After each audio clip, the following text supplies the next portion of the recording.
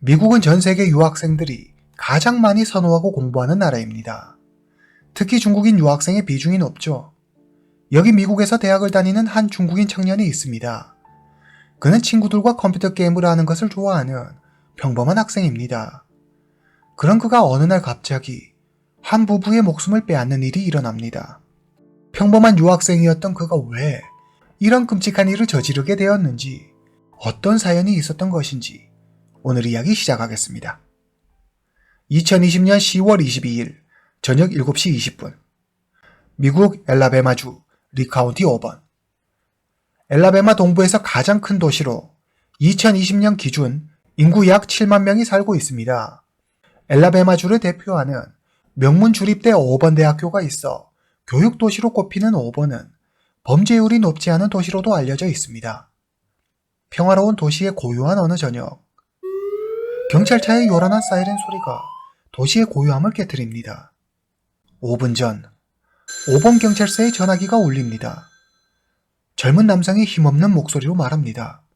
제가 사람을 죽였어요.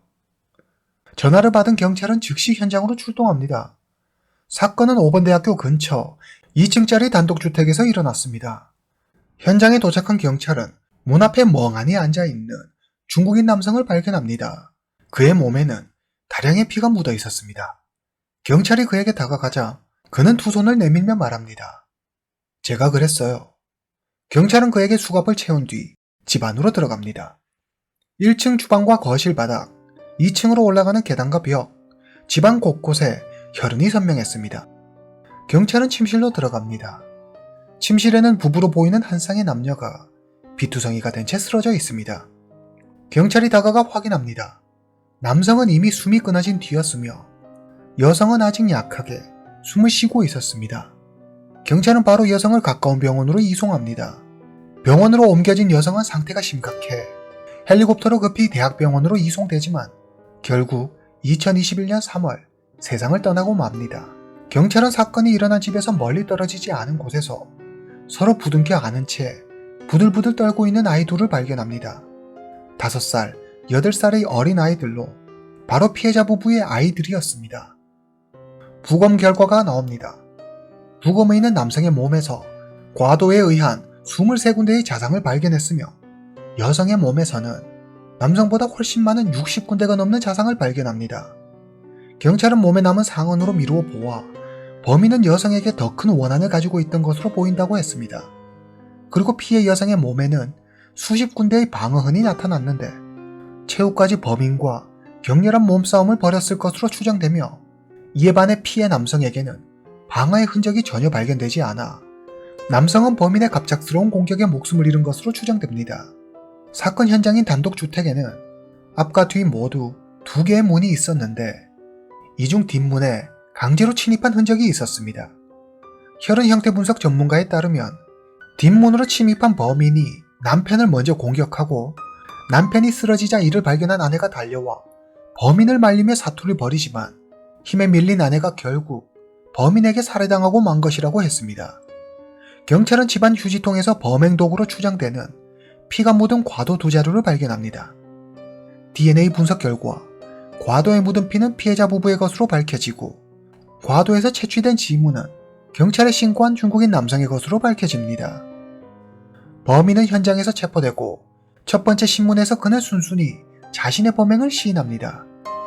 그는 대체 어떤 깊은 원한을 가지고 있었길래 이런 잔혹한 범행을 저지른 것일까요? 오늘 사건의 주인공이자 범인 왕탁빈. 당시 나이 21세.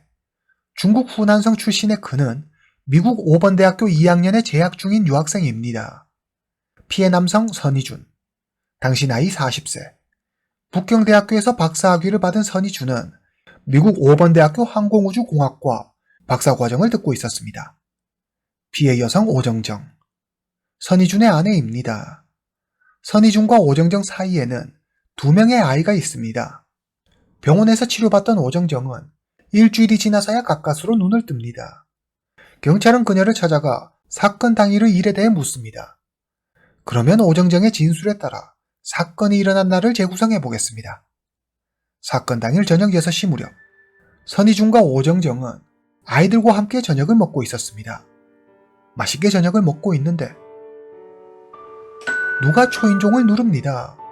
오정정이 누군지 확인해 보니 5월에 잠시 자신들의 집에 새들어 살았던 왕탁빈이었습니다. 뭐야, 저 사람이 왜 온 거야? 오정정은 남편 선희준을 부릅니다.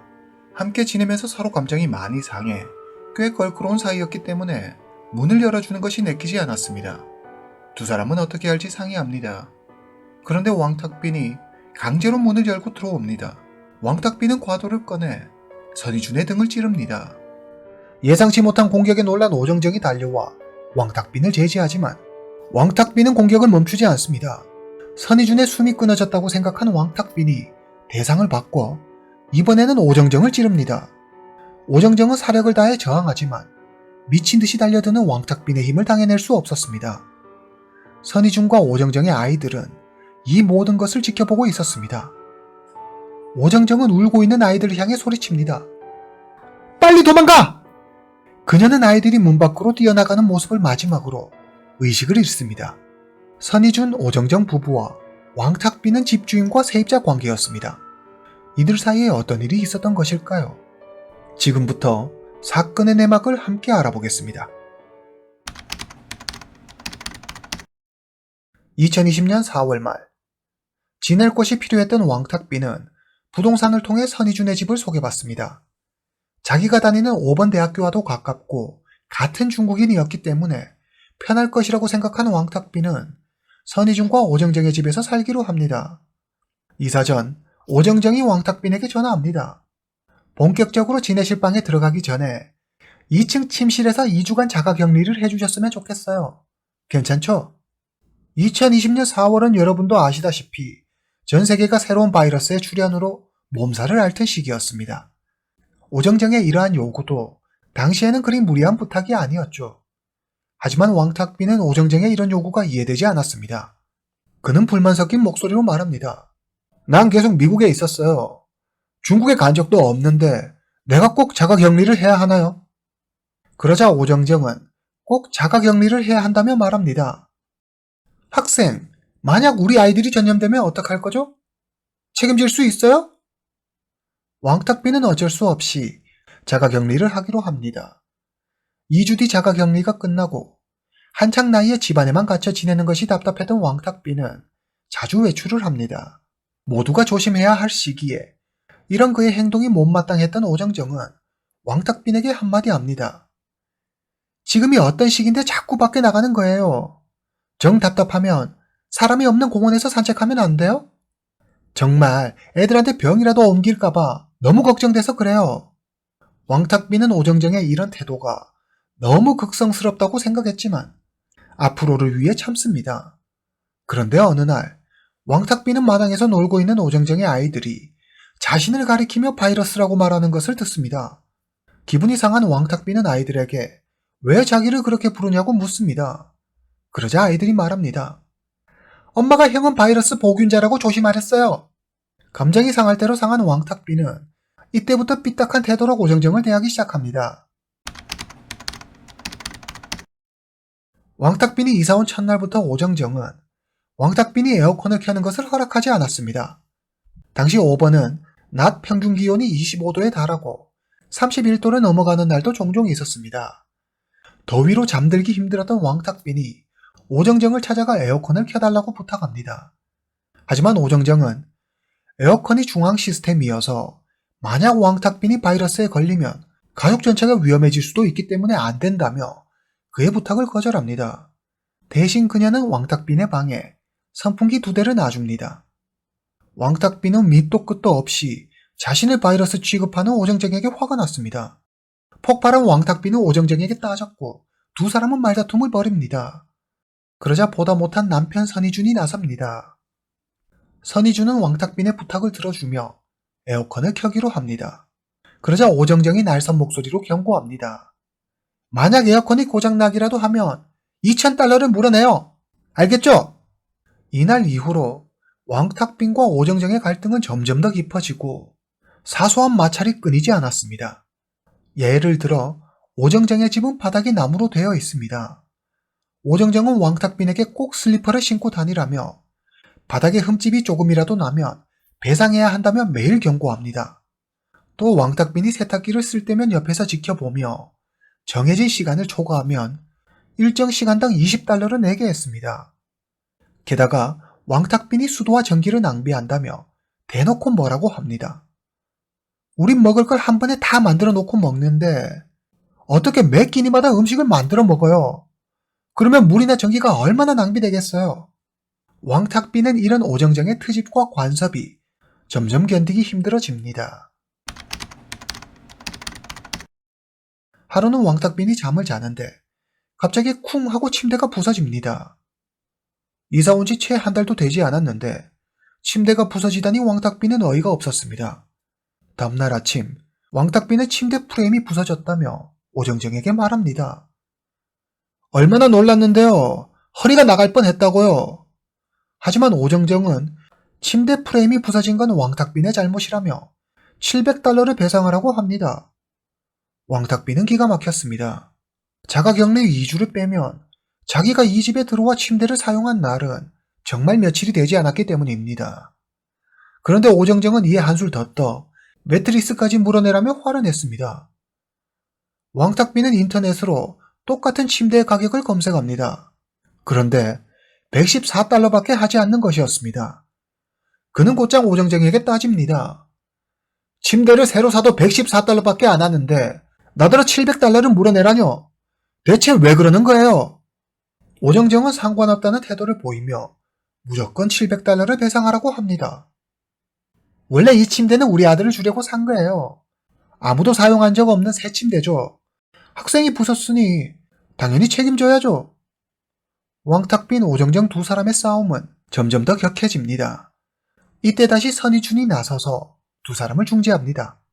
수리를 할 수 있으면 수리하고 만약 안 되면 100달러만 줘요. 왕탁빈도 한 발 물러서 그렇게 하기로 합니다. 그런데 이후 왕탁빈은 이전 세입자들 역시 해당 침대를 사용했다는 사실을 알게 됩니다. 아무도 사용하지 않은 새 침대라는 오정정의 말은 거짓말이었죠. 왕탁빈은 더 이상 참을 수 없었습니다. 그는 다른 집으로 이사가기로 합니다. 왕탁빈이 선희준과 오정정의 집으로 이사 온 지 딱 한 달 만의 일입니다. 왕탁빈은 오정정에게 이 집을 나가겠다고 말합니다. 그러자 오정정이 위약금을 내라고 말하죠. 위약금은 1년치 방세예요. 모두 7,200달러네요. 위약금이 1년치 방세라니 정말 말도 안 되는 억지였습니다. 두 사람은 다시 크게 목소리를 높입니다. 오정정은 자기는 홍콩대 법대를 나왔다며 위약금을 내지 않으면 소송하겠다고 협박합니다. 이에 왕탁빈도 강하게 나갑니다. 맘대로 해요. 1년치 방세가 위약금이라니 어디서 들어본 적도 없어요. 절대 못 주니까 맘대로 해요. 말이 통하지 않는다고 생각한 오정정은 왕탁빈의 부모에게 전화합니다. 왕탁빈의 부모는 자세한 상황은 알아보지도 않고 무턱대고 아들 왕탁빈을 나무랍니다. 이에 더 화난 왕탁빈은 오정정을 찾아갑니다. 결국 이번에도 선희준이 나서 두 사람의 갈등을 해결합니다. 양쪽 모두 만족할 만한 위약금을 내는 것으로 갈등은 정리됩니다. 왕탁빈은 선희준과 오정정의 집을 나가 새 집으로 이사합니다. 이제 왕탁빈이 다른 집으로 이사갔으니 모든 갈등은 종결되고 이들이 더 이상 서로 얼굴 붉힐 일이 없는 것이 정상입니다. 그러나 한 여성의 등장으로 이 두 사람은 다시 전쟁을 시작하게 됩니다.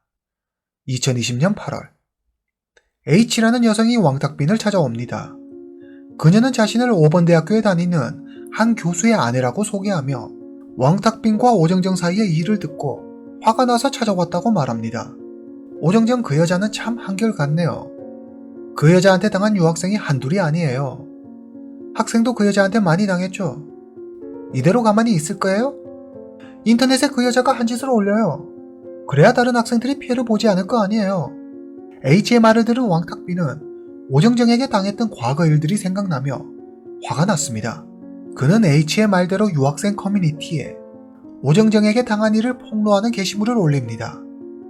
그가 게시물을 올리자 많은 댓글이 달렸는데 그 중에는 오정정에게 당한 사람들의 댓글도 있었습니다. 그중 한 명은 오정정에게 픽업 서비스를 받았는데 당초 오정정이 제시한 가격은 $120였지만 공항에 도착한 오정정이 짐이 많으니 $80를 더 내라며 갑자기 말을 바꿉니다. 또 다른 이는 오정정의 집에 세입자로 들어갔는데 방바닥에 흠집을 냈다며 $2000를 손해배상하라는 요구를 받았다고 했습니다. 이렇게 다른 사람들의 경험담까지 더해지자 왕탁빈은 오정정이 행한 갑질을 모두 모아 현지 중국인들 사이에 가장 영향력 있는 커뮤니티에 그녀의 만행을 모두 폭로합니다. 왕탁빈이 쓴 글이 퍼지자 많은 이들이 그녀를 비난했습니다. 특히 중국 유학생들 사이에 해당 글이 퍼지면서 아무도 오정정의 집에 들어가려고 하지 않았습니다. 그런데 이대로 가만히 당하고만 있을 오정정이 아니죠. 그녀는 커뮤니티에 해명글을 올리며 왕탁빈과 H를 저격하는 글을 올립니다. 왕탁빈은 돈만 밝히는 나쁜 학생이며 H는 불륜을 저지르는 도덕성에 문제가 있는 사람이라고 했습니다. 세 사람은 장장 약 2달 동안 커뮤니티에 서로 글을 올리며 공격하는 지루한 싸움을 이어갑니다. 이럴수록 왕탁빈의 오정정에 대한 원한과 원망은 더욱 커져갔습니다. 그리고 10월 22일 왕탁빈이 결국 선희준과 오정정의 목숨을 빼앗는 비극이 일어납니다. 미국 현지의 많은 중국인들은 말합니다. H의 관계로 왕탁빈이 그런 잔인한 범행을 저질렀다고 말이죠. 아직 왕탁빈이 그날 왜 갑자기 그런 범행을 저지르게 됐는지 그 이유에 대해 자세히 밝혀진 바는 없습니다. 현재 해당 사건은 재판 중입니다. 어쩌면 미국에서 중국 유학생이 사형을 받게 되는 최초의 사건이 될지도 모릅니다. 앞으로 몇 개월 내에 더 많은 진실이 밝혀질 것입니다. 이후 재판 결과가 나오는 대로 정리해서 다시 알려드릴 수 있도록 하겠습니다. 오늘 이야기는 여기까지입니다. 다음 시간에 뵙겠습니다.